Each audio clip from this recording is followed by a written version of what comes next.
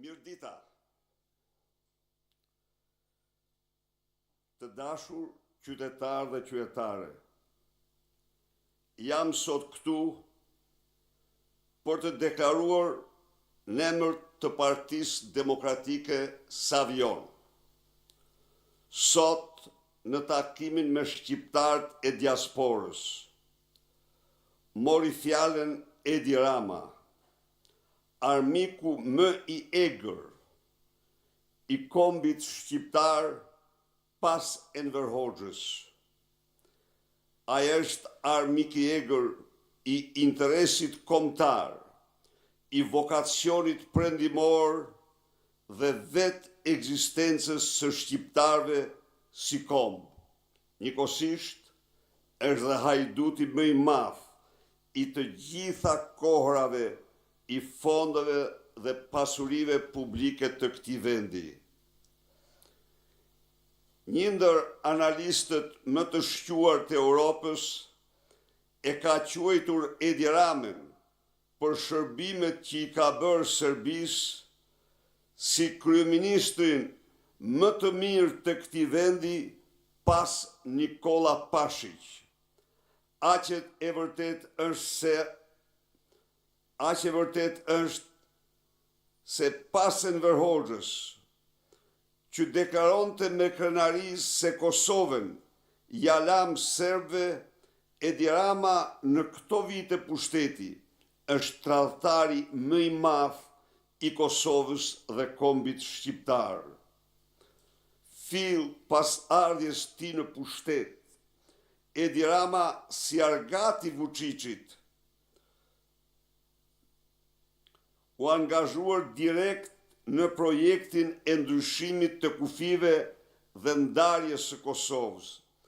Pas dështimit të këtij projekti antishqiptar, ai bashkë me patronin e tij Vučić dhe veglin e tyre Zajev themeluan në samitin e Novi Sadit mini Schengenin ballkanik apo Ballkanin e hapur. Në hartën zyrtare të kësaj aleance trilaterale Beograd-Tiranë-Shkup, Republika e Kosovës paraqitej e integruar tërësisht brenda hartës së Serbisë së Madhe. Kjo aleancë, që de facto dhe de jure sankciononte hegemoninë politike dhe ekonomike të Serbisë në rajon, rikthimin në një farë mënyrë të mini Jugosllavisë të dominuar nga Serbia, u mbështet haptas dhe fuqishëm nga Sergej Lavrov dhe përfundoi në koshin e turpit të historisë, pasi u hodh poshtë nga vendet e tjera të rajonit dhe Bashkimi Evropian. Edi Rama u bë publikisht avokati më i turpshëm, më i zellshëm i Aleksandr Vučić dhe i Rusisë së vogël në Ballkan pas agresionit rus në Ukrainë. Ndërkohë që Bashkimi Evropian dhe NATO vendosen sanksione ndaj Rusisë, Edi Rama kalonte nga samiti në samit duke hequr çdo maskë dhe insistuar që Serbisë, padroni tij Vučić, të mos i kërkojë zbatimi sanksioneve ndaj Rusisë me argumentin absurd se Beogradi nuk mund t'i zbatojë ato, madje është më mirë të mos i kërkohet dhe të mos i zbatojë. Më tej, pas një tagër, ai mori përsipër projektin e asociacionit të komunave serbe, i cili synonte rikthimin e shtetit serb në territore të gjëra të Kosovës dhe asgjësimin e pavarësisë së saj. Edi Rama këtë projekt e mori direkt të firmosur nga patroni i tij Aleksandr Vučić. Edi Rama u tregua armik i egër i shqiptarëve, i Kosovës, mbasi ai do ishte i pari në Europë që propozoi dhe vendosi sanksione ndaj qeverisë dhe Republikës Kosovës, duke deklaruar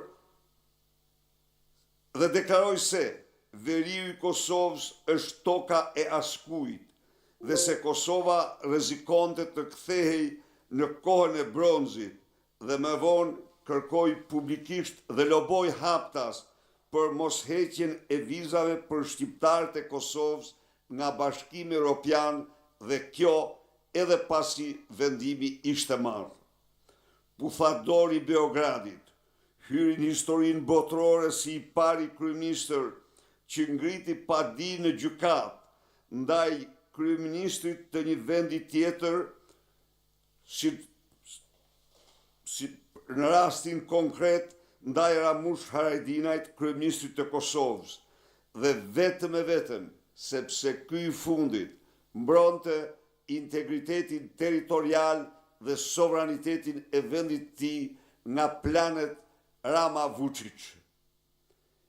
Edhe pas aktit terrorist në Banjsk, në vend që të denonte me forcë falangat e Beogradit, Rama kërkoi menjëherë, brenda orë, konferencë ndërkombëtare për Kosovën, duke tentuar në këtë mënyrë të përfshinte Rusinë në tryezë në krah të Aleksandr Vučić dhe kundër interesave të shqiptarëve në Kosovë dhe rajon.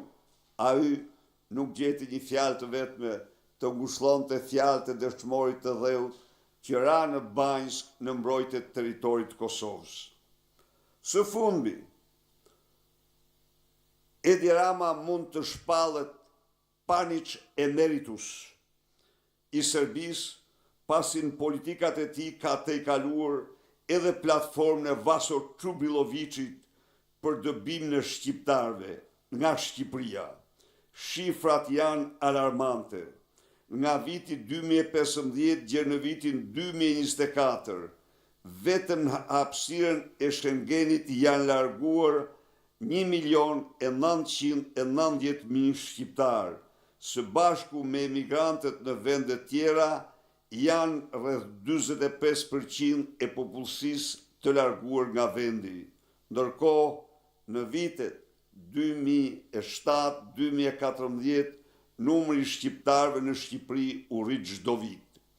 Edi Rama është armik i lirisë së shqiptarëve sepse sipas të gjitha dokumentave dhe raporteve ndërkombëtare, ai ndërtoi për interesat pushtetit ti në Shqipëri narkoshtetën e parë dhe të vetëm në Europë, duke damkosur në këtë mënyrë Shqipërinë dhe kombin shqiptar.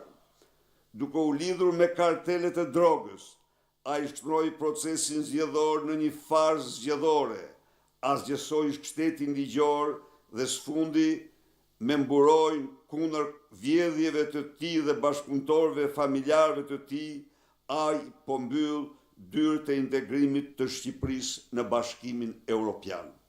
Faleminderit.